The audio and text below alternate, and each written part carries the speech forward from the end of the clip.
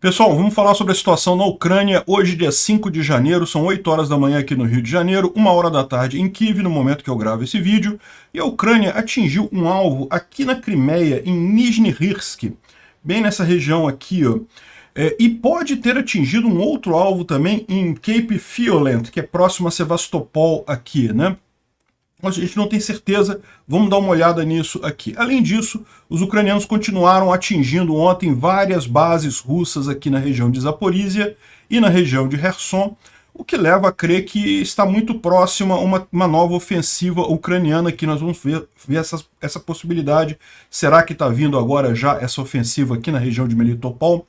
E uma coisa muito engraçada, para tentar desviar o assunto da Escola 19 lá em Marinka, né, aqui em Donetsk, os russos inventaram uma fake news de que havia uma companhia de mercenários poloneses que estaria sendo massacrada aqui em Marinka, que é uma outra cidade aqui perto de Donetsk, e não sei o que lá, e coisa e tal. E é muito tosco a invenção dos caras, eu vou mostrar para vocês, chega a ser engraçado de tão tosco. Belarus, aqui no norte, iniciou a mobilização aberta de todos os homens maiores de 18 anos, e a Rússia também iniciou a mobilização dela, mas uma mobilização oculta. Vários soldados ou vários cidadãos russos mostraram o papelzinho de mobilização que eles começaram a receber hoje, né?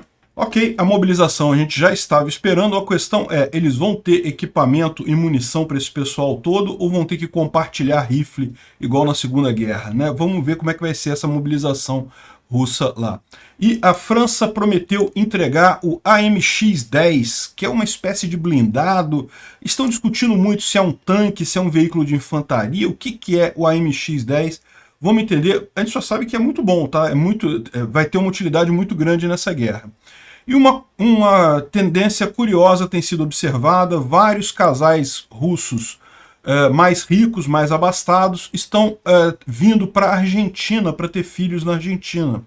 Porque lá na Argentina, se você tem um filho na Argentina, não apenas o seu filho ganha a nacionalidade argentina, mas também os pais podem pedir a nacionalidade argentina, né? Onde é que eu já vi o pessoal da Europa fugindo para a Argentina mesmo? Teve alguma outra situação que o pessoal estava fugindo para a Argentina? A gente vai lembrar disso daqui a pouquinho, né? Vamos ver esses e outros assuntos em detalhes. Essas notícias foram sugeridas por Eder Sena, Page Not Found e várias outras pessoas. Obrigado aí ao pessoal que sugeriu as notícias. Obrigado a você que está assistindo o nosso vídeo. Se você gosta do nosso conteúdo, por favor, deixe o seu like e se inscreva aqui no canal, né? Bom, vamos começar vendo esses ataques aqui na Crimeia, né, em Nizhny-Hrsk. Nizhny-Hrsk fica nessa região aqui, ó. Aqui, ó, essa cidadezinha aqui, mas é nessa região. Ou seja, pode ser nessa base aérea aqui, pode ser em algum lugar que tem por aqui. Dá para ver que os russos tentando derrubar um objeto, provavelmente um drone, mas o drone atinge alguma coisa, olha só.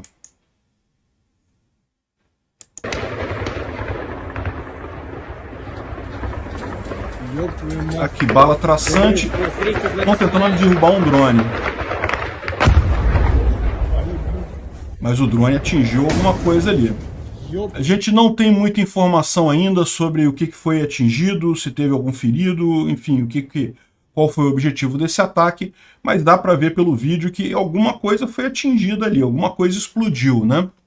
Provavelmente foi um drone, porque se fosse um míssil, não daria tempo deles ficarem atirando, tentar derrubar com metralhadora, como eles estavam fazendo ali, né? Era provavelmente um drone, mas o drone atingiu alguma coisa. Agora, além disso, no sul da Crimeia, aqui em Cape Fiolent, próximo a Sevastopol, Cape Fiolent fica mais aqui para baixo, é esse cabozinho aqui, tá vendo? Bem próximo a Sevastopol, Sevastopol já é aqui em cima, o cabo Fiolent é aqui, né?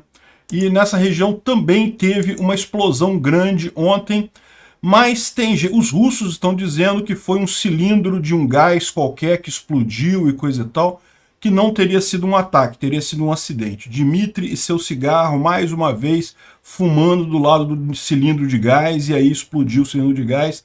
A gente não sabe, pode ter sido um ataque ucraniano. Se eles fizeram lá em Nizhny-Hrsk, poderiam ter feito aqui também, né? É mais longe aqui, é bem mais distante, mas com drones os ucranianos já conseguiram chegar aqui algumas vezes, né? Enfim, não sabemos se é também algum ataque ucraniano aqui nesse caso do Cabo Fiolent. O outro lá parece claro que foi um ataque porque foi um drone, eles estavam tentando derrubar e o drone acabou explodindo, né?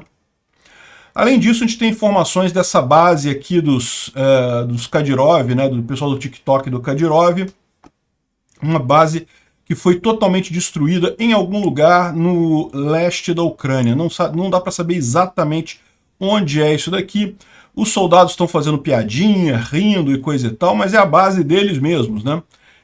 Estão rindo de nervosos, com certeza. Destruiu um monte de veículo aqui, no mínimo isso se não tinha munição e pessoal nessa base aqui. E também a gente não sabe exatamente quando foi isso. O pessoal está assumindo que é recente, tá? Foi há pouco tempo atrás, mas exatamente a data que foi, não dá para saber. Ontem a gente teve aqui três localidades que foram atingidas, em que houve bases russas atingidas pela artilharia ucraniana. É aquele trabalho que a gente vem falando, a Ucrânia tem atingido mesmo essas bases de pessoal, postos de comando e controle e depósito de munição aqui na região de Zaporizhia. Então, mais 3 cidades aqui que foram atingidas. Vasilivka, a gente falou sobre esse ataque ontem, né? Tokmak e Polohy. Essas duas aqui foram atingidas também nessa região. Mas não foi só isso aqui não, tá, gente? Teve mais localidade atingida aqui nessa região. Uma outra coisa curiosa é justamente alguns incêndios que estão acontecendo lá na Rússia. Esse incêndio aqui aconteceu em Omsk, num centro de treinamento dos mobilizados russos lá em Omsk, né? Eu acho pouco provável isso daqui ser um ataque ucraniano, porque Omsk é bem longe, Omsk fica bem lá no meio da Rússia, então eu acho pouco provável. Omsk, aqui ó, bem em cima de Cazaquistão e coisa e tal, então é muito longe para ser um ataque ucraniano. Agora, o que pode ser isso daqui? Pode ser uma sabotagem dos próprios mobilizados, né? Eles estão dizendo que foi um acidente. Dmitry e seu cigarro, cara, realmente impressionante. O Vladimir não para de fumar, é impressionante mesmo, cara, nossa senhora. Mas enfim, estão dizendo que foi um acidente, mas pode ser muito bem mobilizado, revoltado, querendo dar um jeito de acabar com a mobilização, de fugir e botando fogo no acampamento, né? Pegou fogo em todo o acampamento lá dos mobilizados. E também pegou fogo em São Petersburgo, numa fábrica lá chamada MTZ Bielorrússia, ou Bielorrússia MTZ. Eu não sei se essa fábrica tem alguma coisa a ver com a Bielorrússia, né? Porque São Petersburgo fica aqui em cima, né? A Bielorrússia ou Belarus fica aqui embaixo. Talvez seja só o nome mesmo da fábrica, mas o fato é que pegou fogo. Essa fábrica é uma fábrica que produz equipamentos militares, tá? E está pegando fogo aqui nessa região de São Petersburgo. Não sabemos a origem do fogo, deve ser ou Dmitry ou Vladimir fumando nessa fábrica que causou o problema. Bom, uma coisa engraçadíssima que está acontecendo, vocês sabem o caso lá da escola em Makivka, né? Makivka fica aqui próximo a Donetsk, Makivka fica aqui, e aqui houve um caso que a gente contou já alguns dias atrás, de uma escola 19 que se chamava, onde os russos botaram um monte de mobilizados e ainda botaram munição no subsolo. E aí quando os ucranianos atingiram esse ajuntamento de tropas, o número de mortes foi muito grande, né? Alguns falam em 600, outros em 400, a gente não sabe o número exato, os russos falam em 80, né? Os russos estão mentindo, lógico. Mas enfim, foi um número muito grande de russos de qualquer forma. É aquilo que eu falei para vocês, os ucranianos têm atingido todo o grupamento de pessoal, qualquer lugar que tem uma concentração maior de pessoal russo eles atingem. Então atingiram aqui, o que causou o maior problema foi justamente o fato de ter munição no lugar, que acabou dizimando todo mundo ali, né? E isso causou muitos problemas para os russos, né? Deu uma sensação de derrotismo muito grande dentre os mobilizados, porque aquele negócio, os caras tinham acabado de chegar, ainda nem tinham ido para a linha de frente ainda iam ser deslocados para a linha de frente e acabaram morrendo todo mundo à toa, sem nem chegar a efetivamente lutar, né? Aí, os russos inventaram uma história que havia um pelotão de mercenários poloneses que estaria lutando aqui em Marinka. Marinka é essa outra cidade aqui próximo, também é próximo a Donetsk, mas é do outro lado. Aqui Marinka está na linha de frente, tá? É uma cidade que está na disputa, tem uma parte dela está tomada pelos russos, uma parte pelos ucranianos, e daí inventaram essa história de que havia um pelotão de mercenários, um pelotão não, uma companhia enorme, né, um batalhão de mercenários poloneses que estaria morrendo ali, né? E aí os russos estão todos orgulhosos que não morreram os mobilizados em Makivka, mas a gente lá em Marinka, a gente destruiu os pelotões dos poloneses mercenários, sendo que não existe isso, tá? A legião estrangeira está lutando lá perto de Bakhmut, então não deve ser legião estrangeira, não existe, só na cabeça dos russos que tem grandes pelotões de poloneses, ou grande grupamento de poloneses lutando nessa guerra, né? Mas olha que engraçado como é que tá isso no Telegram russo, né? E aqui eles falando, olha, um pouco antes da virada do ano, né, do feriado do Ano Novo, o comando ucraniano decidiram que já estavam de saco cheio dos poloneses, eu não posso falar essa palavra aqui no YouTube, mulheres ucranianas, na região de Kharkiv, então estava na hora dos poloneses morrerem no fronte de batalha. E dois grupos de mercenários poloneses, com um número total de 120 pessoas, foram transferidas para um dos setores mais difíceis do fronte, onde os ucranianos tiveram grandes perdas, em Marinka, né? E essa manhã sobraram 28 poloneses dos 120 que foram mandados. Morreu os poloneses tudo, estão dizendo eles, né? E diga isso para a Polônia e deixe eles saberem que os conterrâneos dele no fronte estão falando sobre isso. E fale para os outros também, assim eles ficam sabendo o que esperam eles aqui, né? E aí os caras inventaram uns radio intercepts. Não preciso dizer para vocês que tudo isso aqui é mentira, né? O que está acontecendo aqui? Desde o início da guerra, a Rússia tenta jogar a Polônia contra a Ucrânia. A Polônia é um dos aliados mais fortes da Ucrânia, e já falaram que a Polônia iria invadir o oeste da Ucrânia, porque, de fato, historicamente, tem algumas cidades ali que já pertenceram à Polônia no passado. Aquela região toda ali, as fronteiras já mudaram inúmeras vezes, né?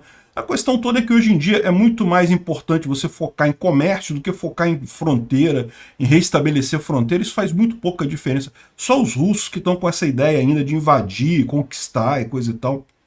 Enfim, eles ficam tentando jogar os poloneses contra os ucranianos, né? E a última invenção que eles têm é essa, que os poloneses que estão lá na Ucrânia estão sendo sacrificados pelos ucranianos, tá vendo aí? Estão matando os poloneses à toa, né? E aí eles disseram aqui, ó, essas aqui são interceptações de rádio que a gente não conseguiu traduzir tudo, apenas alguns trechos que a gente conseguiu traduzir. E onde é que eles foram? Eles falaram outra coisa pra gente, não tem lugar para esconder, tudo está destruído, tudo está sob fogo e coisa e tal. Ou seja, dando a entender um cenário de caos em Marinka, né? Esse cenário de caos é curioso, porque se você parar para pensar, Marinka está nessa situação aqui, em disputa, já há mais de 2 meses. Então, no final das contas, já está... Na verdade, essa linha vermelha mais grossa aqui, ó, ela vem desde 2014, né? Mas é verdade que uma parte da cidade de Marinka foi invadida recentemente. Mas já está mais de mês aqui, e se fosse realmente uma situação catastrófica dessa, de tudo, não tem onde esconder, acabou, os russos já tinham tomado Marinka inteira, que história é essa? Como é que ainda estão brigando lá até agora, né? Comandante, tem um monte de corpos aqui, tudo está fedendo, a gente não consegue respirar, eu vomitei, como nós vamos lutar se eu fico vomitando o tempo todo? Sim, essa é uma conversa perfeitamente razoável, você imaginar um soldado fazendo esse tipo de conversa com o comandante dele, né? E eu não quero dormir próximo a eles, não tem nenhum outro lugar, eles estão mortos em todos os lados, né? Nós estamos acostumados com isso, comandante, nós colocamos os corpos em pilhas longe da gente, os corpos dos ucranianos, quem mais, né? Porque os russos não têm pilhas de corpos de russos não, né? Eu mostrei para vocês as pilhas de corpos de russos lá na região de Bakhmut, né?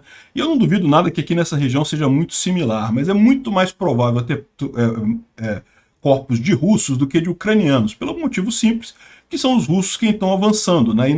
Em guerra, tipicamente a defesa tem vantagem sobre o ataque. Não é que não estejam morrendo ucranianos, é lógico que estão morrendo ucranianos sim. Muito triste isso, mas muito mais russos estão morrendo nessa história, né? A comunicação está emperrada ou está falha, né? A gente não consegue navegar nesse inferno. Onde estão os nossos? Onde está todo mundo? Não tem mais ninguém aqui.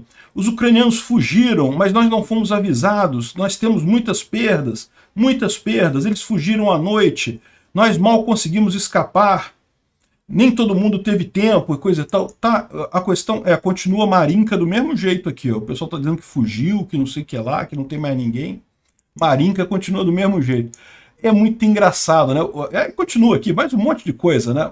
Um pior que o outro.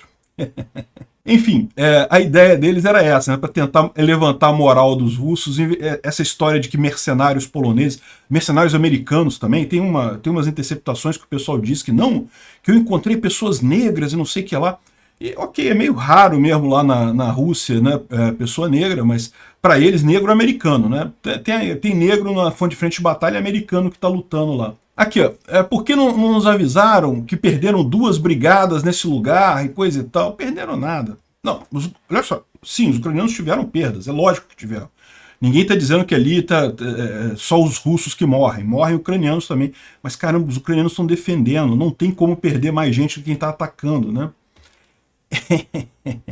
Enfim, e lógico, os transcriptos, né, as frases que foram captadas pelo rádio, segundo eles, não tem o som delas original, né?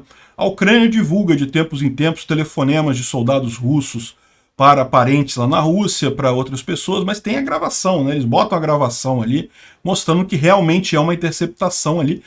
Assim, garantia 100% você não tem. Em tese, os ucranianos poderiam contratar um ator para falar russo ali, mas para pensar a dor de cabeça que faria isso, contratar um ator, tem que ser com voz diferente, coisa e tal, e enganar esse tipo de coisa. É muito mais provável que eles tenham mesmo pego da interceptação, e tem várias dessas interceptações por aí, realmente dá para ver a veracidade da coisa. Os russos não, eles botam umas frases aqui, né?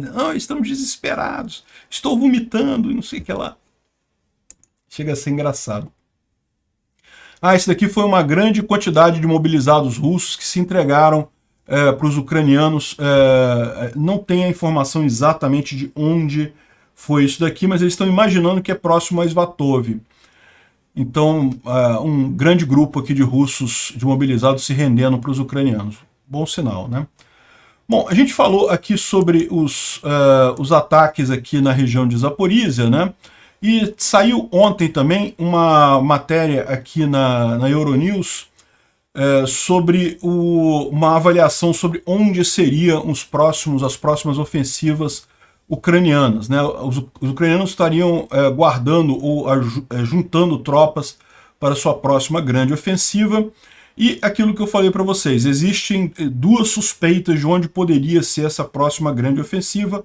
Uma suspeita é aqui na região de Kriminá, Svatov, porque haveria grande vantagem para os ucranianos aqui se eles chegassem até Starobilsk, se eles conseguirem furar essa linha aqui, né? A gente falou que o brigadeiro lá estava falando sobre furar essa linha aqui entre Kriminá e Svatov, chegando a Starobilsk, e daqui eles conseguem atingir Luhansk, que é um grande hub, um hub muito importante para os russos, né?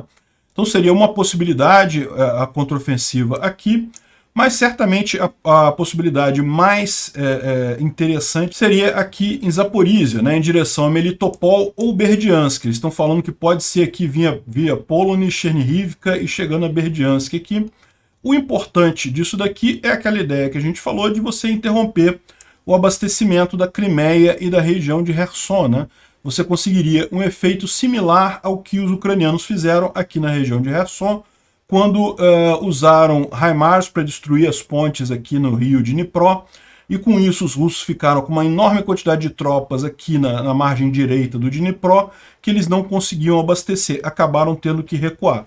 Da mesma forma, se você cortar esse abastecimento aqui, a única forma dos russos abastecerem Kherson e a Crimeia seria ou através da ponte da Crimeia ou através de navios, o que é bem mais complicado, dá muito mais trabalho. Sem contar que, chegando aqui a Berdiansk, a ponte da Crimeia fica em alcance para os HIMARS, então poderia já atingir a ponte da Crimeia também, né? Então, vamos aguardar, de novo, como a gente falou, a expectativa nossa é que essa ofensiva ucraniana aconteça em algum momento de janeiro. O pessoal está esperando congelar o chão, então a partir do dia 9 de janeiro, que é quando estão esperando que vai ser o congelamento do chão, pode ser a partir daí. Vamos aguardar para ver exatamente o que acontece. Essa é a expectativa aqui desse analista que fez esse artigo aqui na Euronews, né? E por falar em ponte da Crimeia, saiu recentemente uma foto aérea que mostra como que os trabalhos de restauro lá ainda não acabaram, mesmo na ponte rodoviária, né? A gente tinha falado sobre isso já há algum tempo atrás, mas repara como é que agora o que está faltando são os pedaços do outro lado, né? Porque lembra, o que explodiu foi essa pista de cá, ó. Essa pista de cá, a contrária à linha férrea, que é essa parte branca que tem aqui. Então explodiu, foi a parte que caiu foi a pista de cá. E os russos já fizeram segmentos novos e colocaram para substituir aqueles que caíram.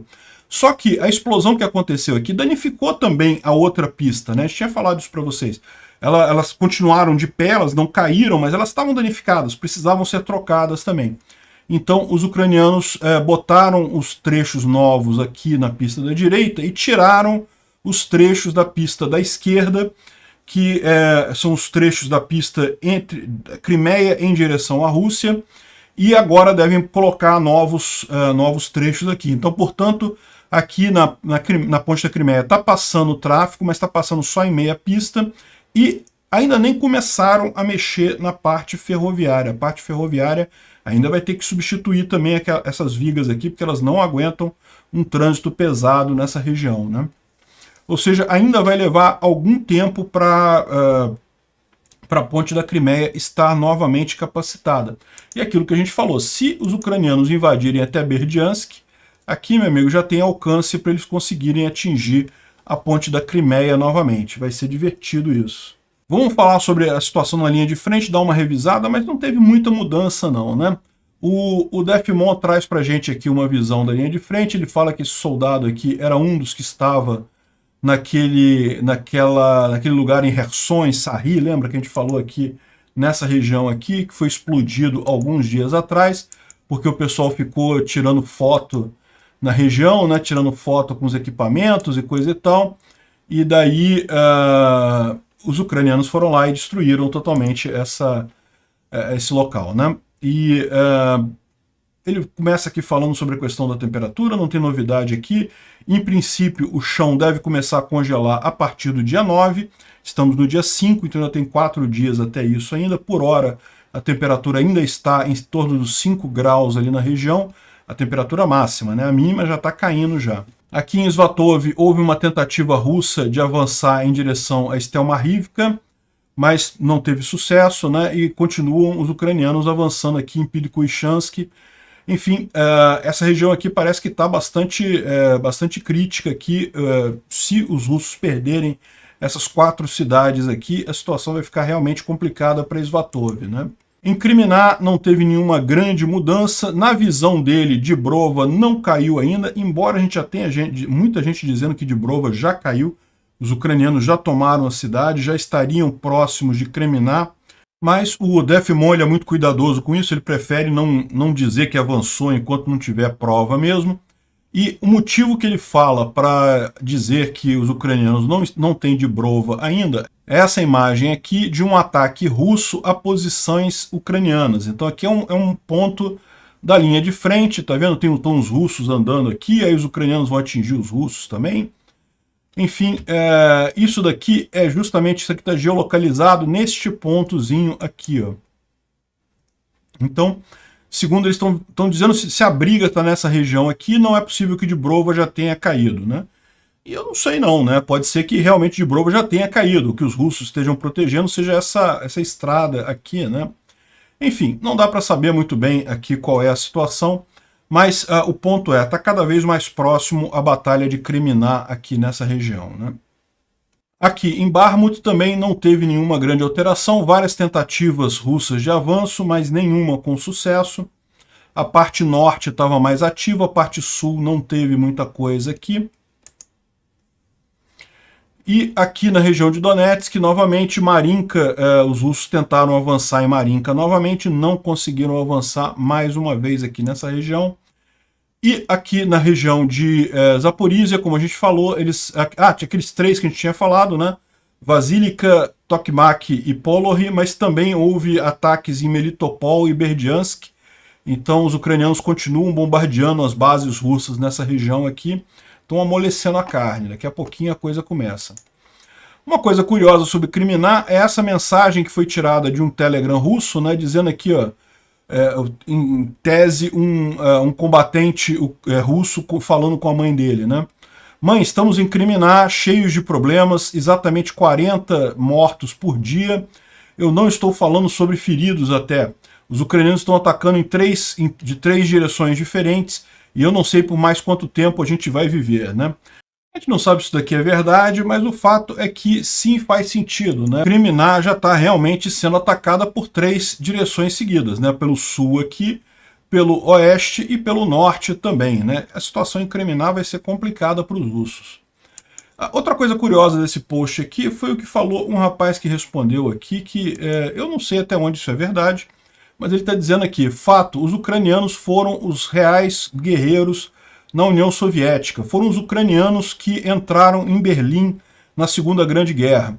Os russos não chegaram, eles ficam desesperados para dizer que foram eles que fizeram isso, mas procure Batalha de Berlim. Foi Alexei Berest, um comandante ucraniano de Sumy, que levantou a bandeira da vitória sobre o Reichstag, né, na Segunda Guerra. E é uma coisa que realmente a gente fala muito, né? A Rússia adora dizer que ela ganhou dos nazistas e coisa e tal na Segunda Grande Guerra, mas grande parte da força da União Soviética não era a Rússia, né? Eram os outros países, inclusive a Ucrânia. A Ucrânia sempre teve, inclusive, uma capacidade de criação de armas convencionais, armas militares muito grande. Boa parte do parque de fabricação de tanques, esse tipo de coisa, da antiga União Soviética era na Ucrânia, né? Enfim, só uma curiosidade. Aqui no Instituto para Estudo da Guerra, eles falam ainda sobre o caso lá da escola de Makivka, que ainda está sendo muito criticada, e é um fato, muitos bloggers russos ainda falando esse tipo de coisa, criticando os comandantes, e o comandante tentando desviar a culpa. Enfim, causou realmente uma celeuma isso lá na Rússia, e ficou muito mal a ideia deles culparem os próprios soldados por conta do uso de celular e coisa e tal, né? Porque, né, a gente mostrou que não faz sentido isso. E além disso, você está botando a culpa em quem morreu, né? Uma coisa meio chata. A pessoa não está aqui para se defender, né? E uma coisa que eles levantam aqui, que a gente falou também isso, que é um problema dos russos, é isso. A construção de unidades russas usando apenas mobilizados não vai gerar força de combate mensurável do jeito que está, né? Ou seja, o que eu quero dizer com força de combate apenas de mobilizados? Você tem não apenas os soldados mobilizados, mas os sargentos são também mobilizados, os tenentes são mobilizados, toda a estrutura de comando é mobilizada. E qual que é o problema disso? Isso significa que são pessoas que não têm treinamento adequado. Se a Rússia tivesse começado a mobilização lá no início da guerra, quando ainda tinha uma quantidade grande de pessoal experiente lutando, né, ela poderia ter aproveitado os comandos, ou até promovido pessoas e criado comandos com soldados experientes, fazendo uma estrutura de comando só com os soldados na ponta sendo inexperientes, né? E ainda podia misturar alguns soldados experientes com os inexperientes para ganhar alguma confiança. O problema é que não é isso que eles estão fazendo. Como eles não querem diminuir as tropas que já estão lutando lá na Ucrânia, eles acabam criando grupos inteiros totalmente mobilizados para mandar para a linha de frente, e eles são altamente inefetivos no final das contas, né? O exército russo mudou a forma como ele divulga os seus reportes diários da situação na Ucrânia, né? A ideia provavelmente é inundar o espaço de informação com um monte de vitórias insignificantes para distrair dos grandes problemas militares, né? Faz sentido. Eles estão com dificuldade. A parte de informação está tendo dificuldade lá na Rússia. Isso aqui foi o Budanov, o chefe da inteligência ucraniana. A gente falou sobre o discurso dele ontem. E os russos também estão aumentando o seu suporte nos drones iranianos para os ataques à infraestrutura crítica da Ucrânia. Os russos têm mandado quase diariamente ataques de drones contra a infraestrutura ucraniana e não tem conseguido fazer nada porque os ucranianos têm conseguido derrubar esses drones todos, mas a questão toda é que parece que não tem outra alternativa para os russos mais isso daí, né? E o grande problema disso daqui, como diz o Instituto para o Estudo da Guerra, é que provavelmente a Rússia vai buscar uma cooperação bilateral com o Irã mais avançada para continuar recebendo essas armas. Isso é um risco, porque uma das piores coisas que pode resultar dessa guerra é um Irã com bomba atômica, né? Bom, havia muita conversa sobre o início da mobilização russa agora no dia 5 de janeiro. E, de fato, Belarus fez um comunicado ontem avisando que todos os cidadãos homens entre 18 e 60 anos devem se reportar para o alistamento militar, né? Então, pode ser que o Lukashenko esteja fazendo uma mobilização. O que ele está dizendo é que, por hora, é só um alistamento. Você só vai lá deixar o seu nome, o seu endereço e coisa e tal, para, caso necessário, uma mobilização, eles te chamariam, né? Mas pode ser que seja já um primeiro momento para isso, né? E na Rússia, algumas pessoas já receberam a notinha de mobilização agora em janeiro, mostrando que realmente vão fazer a mobilização oculta, né? Esse cara aqui particularmente não gostou muito de receber a notificação de mobilização, né, e deu uma resposta aí que você pode ver no vídeo ao exército russo. Ele queimou a nota de mobilização, provavelmente ele não pretende se mobilizar, né? Enfim, isso aqui mostra principalmente que os russos já começaram a mobilização sim, mas começaram essa mobilização de forma oculta, não vão avisar que vão fazer mobilização. Uma outra coisa curiosa que o general SVR traz pra gente é que ele já falou sobre isso da mobilização, que seria uma mobilização oculta e coisa e tal. Ele traz mais algumas informações aqui, mas o curioso que tem aqui é justamente que o Putin tem um novo xamã que foi lá no Kremlin para fazer algum tipo de trabalho e prever para o Putin quais serão os próximos eventos do ano e coisa e tal.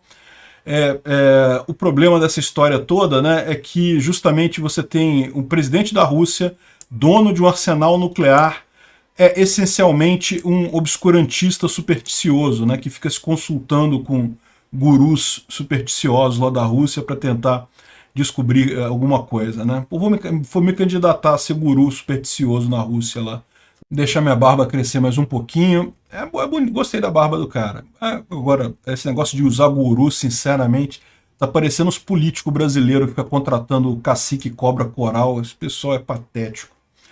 Bom, o Igor Girkin, ou Strelkov, ele criticou o Gerasimov, disse que o cara é um cretino e que deveria ser colocado em julgamento por suas falhas, né? Isso tudo aqui ainda é devido ao episódio da Escola 19 em Makivka, para você ver como é que doeu no pessoal lá, né? Aqui está falando que ele deveria ser colocado em uma corte marcial, e ele que planejou essa operação especial foi desenhada de acordo com o negócio dele aqui. Estou falando sobre a desescalação dele tirar o pessoal do norte, coisa e tal.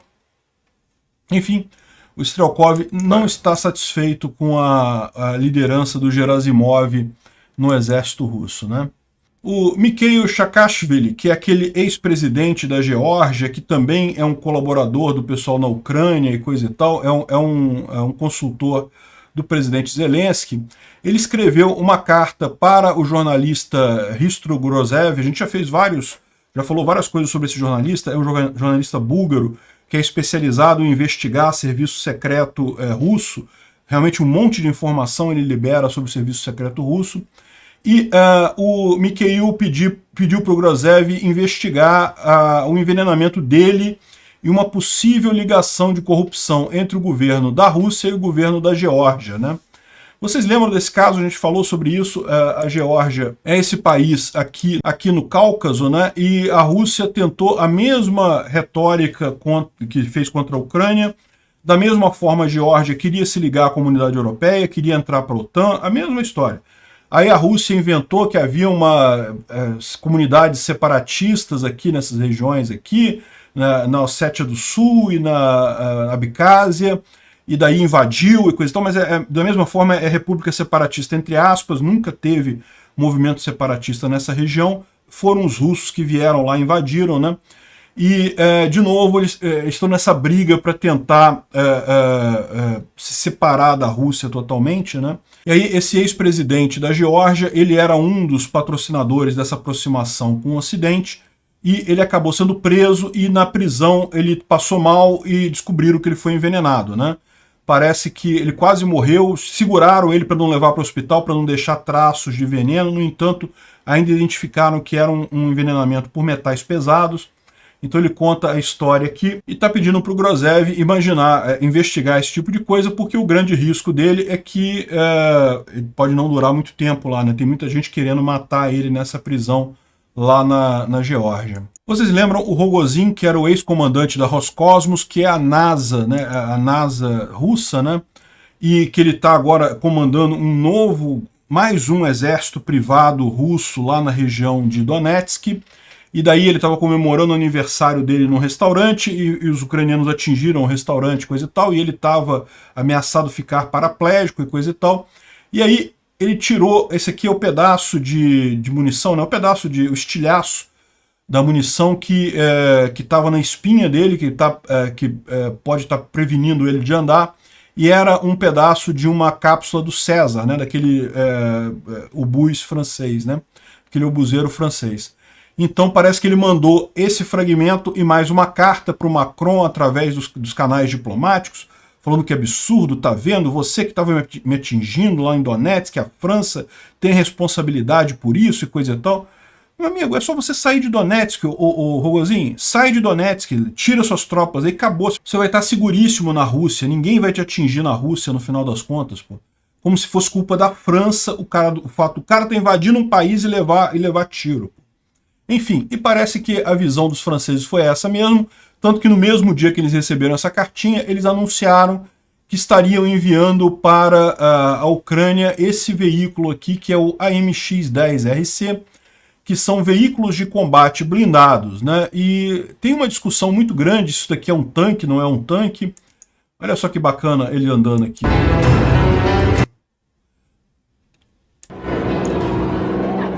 On arrivera à tenir, ouais. Il faudra tenir de toute façon. Parece bacana, né?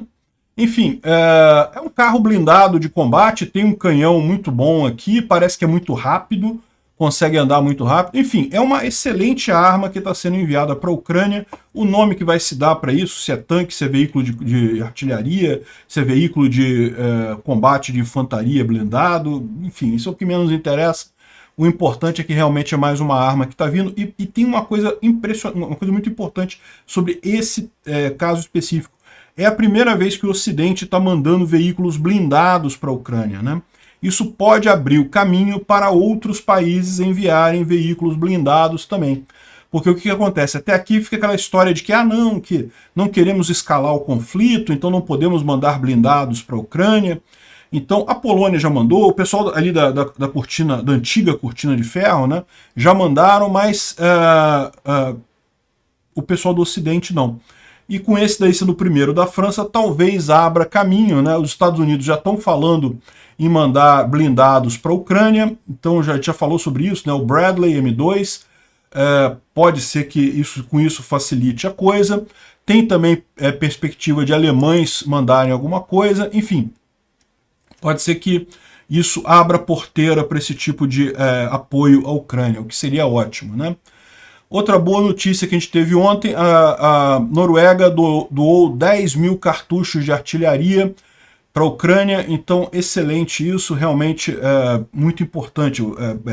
Cartucho de artilharia, né, é algo que tá bastante em falta ali na linha de frente para ambos os lados, né? Uma coisa curiosa é essa thread aqui, porque ela explica essa lista de pessoas mortas do 37º Regimento Russo, né? Lembra, a gente falou dessa lista já há alguns dias, que tinha o nome de vários oficiais russos que teriam morrido, só que ninguém sabia muito bem de onde é que surgiu essa lista, e agora parece que a gente tem a informação.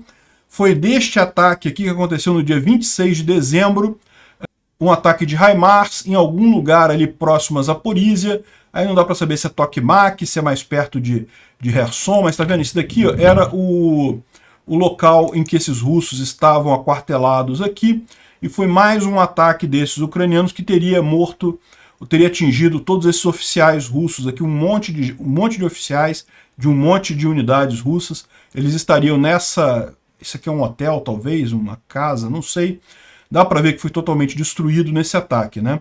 E aqui eles têm já a confirmação que a lista é verdadeira, por quê? Porque apareceu o nome, apareceu já o comunicado oficial da morte de pelo menos 3 pessoas que estavam nessa lista, né? Então esse cara aqui foi o primeiro, esse daqui também, esse outro aqui, todos eles estavam na lista. Então, ou seja, isso indica que aquela lista realmente é uma lista verdadeira de pessoas que foram mortas nesse ataque no dia 26 de dezembro, né? Bom, outra coisa que o pessoal russo está ficando chateado, é engraçado, né? Eles quiseram fazer uma piada disso e coisa e tal, reclamaram, mas depois até abafaram a coisa porque viram que a repercussão que deu não era a que eles esperavam, né? Então foi um canal Denazification Ukraine, né? Ou seja, um canal russo dizendo que era para desnazificar a Ucrânia, que postou essa imagem aqui do Budanov, que foi aquele oficial ucraniano que fez um discurso recente, ele falando aqui que, olha só, como ele tem uma obsessão com a Rússia, o bolo de aniversário dele é um mapa da Rússia, né? Só que aí ele está mostrando justamente ele cortando a Rússia, né? Cortando a Rússia no aniversário dele. E é isso que foram as perguntas, isso que começou a ser comentado ali, o pessoal falando, ele está dizendo que vai separar a Rússia em vários pedaços e coisa e tal, e o pessoal começou a embarcar nessa história de desintegração da Rússia, que é um papo que já vem há algum tempo, e faz todo sentido, né? Aí eles acabaram abafando esse post, porque, né, viram que o pessoal acabou indo no outro sentido, no sentido de, caramba, isso é perigoso mesmo, né? E bom, a última notícia interessante aqui é justamente que parece que muitas mulheres russas estão viajando para a Argentina para dar à luz a seus filhos e conseguir a dupla nacionalidade, né?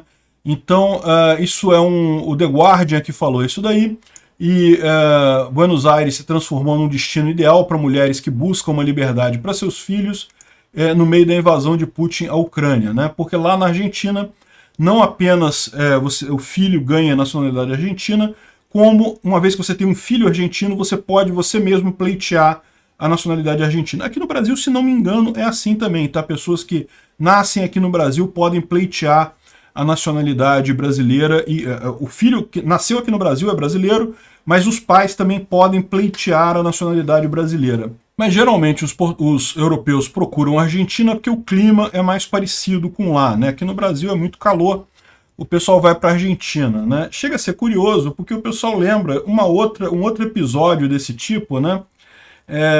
Que aconteceu mais ou menos ali em 1945 também, de um outro grupo de pessoas, de europeus, que também fugiu muito para a Argentina, vários deles fugiram para a Argentina. Curioso, né? Como é que a Rússia está seguindo os passos da Alemanha nazista, cada passozinho exatamente no mesmo sentido, né? Impressionante, até fugir para a Argentina como última opção. Obrigado por assistir o vídeo até o final. Além de curtir, compartilhar e se inscrever no canal, considere se tornar patrocinador com valores a partir de R$ 1,99. Clique no botão Seja Membro abaixo para saber as condições e vantagens de patrocinar o canal. Mais informações sobre o nosso projeto, visite nossos sites indicados na tela.